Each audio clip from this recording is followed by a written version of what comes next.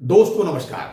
जैसा कि पिछले वीडियो में मैंने आपको बताया था कि आज यानी कि 27 तारीख को यूएफबीयू की एक महत्वपूर्ण मीटिंग, महत्वपूर्ण बातचीत होने वाली थी डीएफएस के साथ में। डीएफएस के सेक्रेटरी साहब ने बुलाया था यूएफबीयू को।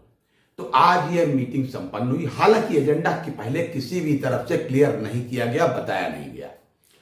अच्छा, हम लोगों का मामला यह बैंक पेंशनर्स का, हमको लोगों को जब एक जमाने से जब पेंशन अपडेशन नहीं हुआ तो जब भी कोई अच्छा सिग्नल दिखता है तो अपनी ही बात दिखती है कि हमारा ही बैंक पेंशन अपडेशन का मामला शायद अब सुलझ जाएगा और हम लोग खुश होने लगते हैं। ऐसा ही मेरे साथ भी हुआ। तो भाई हम लोग प्रसन्न हो गए। मैं तो बड़ा प्रसन्न हुआ भाई कि शायद यही कुछ होने वाला है। और इसी तरीके की बातें हमको लोगों ने इधर उधर से कुछ सूचित भी की कि शायद इस तरीके की बात हो। हालांकि उन्होंने भी कहा कि मुझे क्लियर नहीं मालूम है। बहरहाल तो मैं तो प्रसन्नता से उसका इंतजार ही कर रहा था, लेकिन अपडेट जो है वो मैं आपको अपडेट जरूर दूंगा। अपडेट भाई साहब ये है कि आज मीटिंग संपन्न हुई तो यूएफबीयू के जो 9 कॉन्स्टिट्यूएंट्स हैं, 9 पदाधिकारी मौजूद थे, 9 यूनियन के लीडरान मौजूद थे। उधर से 5 वरिष्ठ लोग थे। उनमें डीएफएस के सेक्रेटरी, डीएफएस के ज्वाइंट सेक्रेटरी, डीएफएस के डिप्टी सेक्रेटरी और 2 अंडर सेक्रेटरी, यानी कि 5 व्यक्ति उधर से और 9 व्यक्ति इधर से। आपको देखने में लग रहा होगा कि हमारा पलड़ा बड़ा भारी है, लेकिन 32 साल से यही भारी वो हम लोग देखते चले आ रहे हैं। आज स्थिति ये हुई कि भाई साहब जो सोच के गए थे, सोच के वो क्या गए थे, हम लोग सोचे बैठे थे यहां। वो तो यूएफबीयू वाले जब भी जाते हैं तो पता नहीं क्या करते हैं, हमारी लोगों की तो कभी बात ही नहीं होती पेंशन अपडेशन के मामले में। मैं तो ये कह सकता हूं, मैंने तो कल भी यही कहा था कि अगर हिम्मत जुटाएंगे ये तो ये बात जरूर कहेंगे। है तो भाई साहब वार्ता वहां शुरू हुई। मैं आपको बता दूं उनकी नीयत क्या थी गवर्नमेंट की, जो अब क्लियर हुआ है। हम लोग तो पेंशन अपडेशन की बात समझ रहे थे, और समझ क्यों रहे थे? अरे भाई हम लोग तो पुराने आदमी, भूखे प्यासे आदमी, समझ लीजिए कम पेंशन पाने वाले आदमी।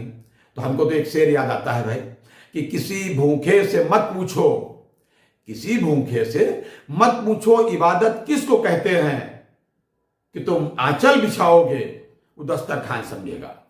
उसे लगेगा कि बस भोजन ही मिल रहा है। यानी हमको लोगों को लगा कि शायद पेंशन अपडेशन ही होने वाला है, शायद इसी पर कुछ बात फाइनल हो जाए कोर्ट के बाहर। उम्मीद इसलिए भी थी कि शायद ये डीएफएस वाले कुछ इबरत हासिल करें, कुछ सबक लें कि आरआरबी के मामले में जो इनकी फजीयत होते होते इन्होंने बचाई, बल्कि हुई फजीयत एक तरीके से। तो उनको जब टाइम से पेंशन दे दी तो शायद अपडेशन हम लोगों को भी दे दे, ऐसा मेरा अनुमान था, जो कि पूरी तरीके से गलत साबित हुआ। ये बात को मैं मान रहा हूं। तो हुआ क्या भाई साहब? हुआ उसमें ये, मैं आपको सर्कुलर भी दे दूं, क्योंकि अब सर्कुलर तो उसका आईबॉक ने भी डाल दिया और यूएफबीयू ने भी डाल दिया। और दोनों का एक ही भाषा, एक ही सर्कुलर, सब बिल्कुल अक्षर सा वही है। एक ही चीज इन्होंने लिखी, वही चीज आईबॉक ने भी छाप दी, रूपम राय साहब ने।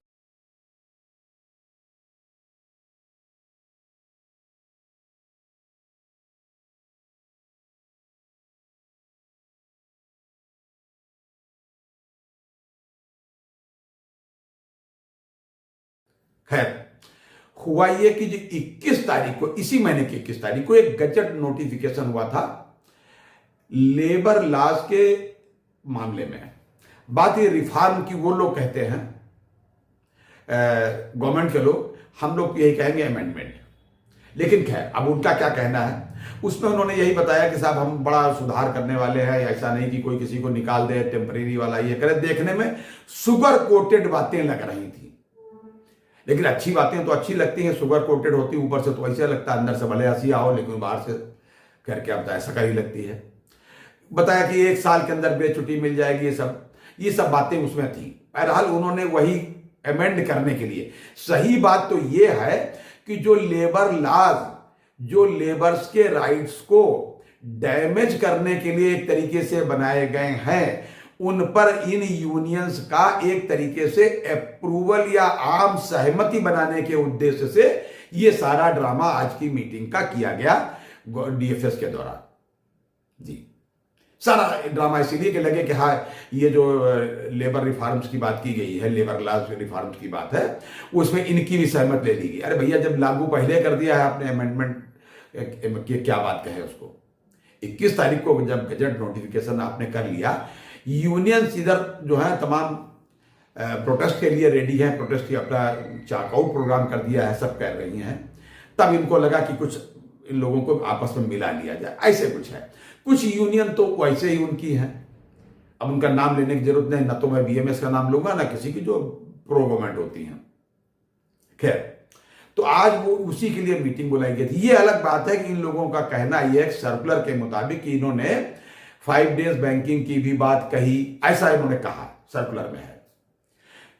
रीजनल इशूज की बात कही, पेंशन अपडेशन की बात कही, ग्रेचुटी की बात कही कि साहब वहां तो 1 साल में ग्रेचुटी देने को तैयार हो, यहां तो 25 लाख वाली अभी बैंकिंग इंडस्ट्रीज में लागू नहीं हो पाई, 20 से 25 वाली, और 20 लाख वाली जो ग्रेचुटी का मसला था है वो भाई साहब कहां से था भाई, 2016 से होना चाहिए था, वो 18 से लागू किया था। तो ये सारी बातें इन्होंने बताया कि हम लोगों ने कहीं, इस पर उन्होंने डीएफएस की तरफ से कोई भी कमेंट तक नहीं किया गया। आश्वासन की बात छोड़िए भाई साहब, कमेंट तक नहीं किया गया, ये बिल्कुल स्पष्ट है। इन्होंने ऐसी बात कही, उन्होंने अपना सारा कुछ कह डाला और ये बाहर चले आए। कुल मिलाकर के ये कहा है जरूर कि वो हो सकता है डीएफएस एक मीटिंग अभी और बुलाए, बुलाना होगा बुला लेंगे, नहीं बुलाना होगा नहीं बुलाएंगे। एजेंडा उनका यही था, दिखाने के लिए कि आपकी भी सहमति हमने ले ली है या आम सहमति बनाने का हमने प्रयास किया, बिना आपको कॉन्फिडेंस में लिए हुए हमने लागू नहीं किए। ये अलग बात है कि 21 तारीख को, इसी महीने की 21 तारीख को ये लागू हो चुके हैं। तो हम लोग अब ये जो रिटायरीज हैं, रिटायर्ड यूनियन को चाहिए और बाकी सब लोगों को, जो भी लोग एमसी सिंगला साहब के केस की पैरवी कर रहे हैं या जो भी लोग बैंक पेंशनर्स के मामले को देख रहे हैं, उनको चाहिए अब वो 10 तारीख को जो कोर्ट का मामला है जी, 10 तारीख को यानी 10 दिसंबर को जो कोर्ट का मामला है, एमसी सिंगला साहब का जो कोर्ट का मामला है, जो केस लगा हुआ है, सब लोगों को मिलकर के उसी पर फोकस करना चाहिए और इनके झांसे में अब बिल्कुल नहीं आना चाहिए। इनसे अब कोई उम्मीद नहीं। ये पहले से अपनी तरफ से जाकर के, अपनी तरफ से कोर्ट में जाकर के एफिडेविट देवा क्या नहीं साहब हम देने को तैयार है, तब तो अलग बात है। बीच में कोई इनसे, मुझे नहीं लगता कि इनसे कोई उम्मीद करने से कोई फायदा है। देखिए आरआरबी के मामले में इन्होंने यही किया, जब ये कतई फंसने लगे, जब कतई फंसने लगे तब जाकर के इन्होंने अपनी तरफ से बिना कोई कुछ कहे हुए जो भी डेट पड़ी मुकदमे की, उसमें जाकर के एफिडेविट दिया कि साहब हम देने को सब तैयार हैं, साहब गलती हो गई, हमें समय दे दीजिए। तो कोर्ट ने कहा पहले दे करके आओ आधा, तो आधा देकर आए, फिर कुल मिला के हो गया। सारी चीजें आरआरबी वाले पा गए हैं, करीब करीब सब चीजें पा गए। हाँ, एक चीज और याद दिला दूंगा आपको, उस मामले में जो कंटेम्प्ट पिटीशन आरआरबी की लगी थी, उसका भी कंप्यूटर जनरेटेड सिस्टम में था कि आज 27 तारीख को ही उसका मुकदमा है, लेकिन उसकी कोई डेट वेट नहीं लिखी क्योंकि डेली लिस्ट में उसका नाम नहीं था और वीकली लिस्ट में बहुत पीछे था, इसलिए आज वो लिस्ट में नाम नहीं आया। फिर जब भी केस आरआरबी वाला लगेगा तो मैं बताऊंगा, लेकिन चाहिए ये कि 10 तारीख को जो एमसी सिंगला साहब का केस है, सब लोग मिलजुल करके वकील चेंज करें या वकील अतिरिक्त लगाएं, बड़े वकील लगाएं, प्रभावशाली वकील लगाएं, लेकिन उनको लगाना होगा कि बार बार फिर ना डेट टहल जाए। फाइनल हियरिंग में लगा है भाई साहब। हाँ, तो अब उसी पर हमको लोगों को फोकस करना है भाई। देखिए सीधे सीधे सब लोग एक एक करके वहां जा रहे हैं धीरे धीरे। अब एक एक करके ना, एक एक दिन में अगर आप देखें तो पता नहीं कितने कितने लोग जा रहे हैं। बहुत ही दुखद है ये। खैर, ये अपडेट भी आज का बहुत ही दुखद है, मुझे बताते हुए अच्छा नहीं लगा, लेकिन चूंकि मैंने ही बड़ी उम्मीदें लगा रखी थी तो मुझे भी बहुत कष्ट हुआ, इसीलिए मैं कष्ट के साथ आपको बता रहा हूं कि ये आज का अपडेट था। अगली बार ईश्वर ने चाहा तो किसी सुखद अपडेट के साथ फिर हाजिर होगा, तब तक के लिए इजाजत दीजिए। और हाँ, हताश होने की जरूरत नहीं, अपनी सेहत का पूरा ध्यान रखें और हौसला बनाए रखें। जय हिंद, जय भारत, नमस्कार।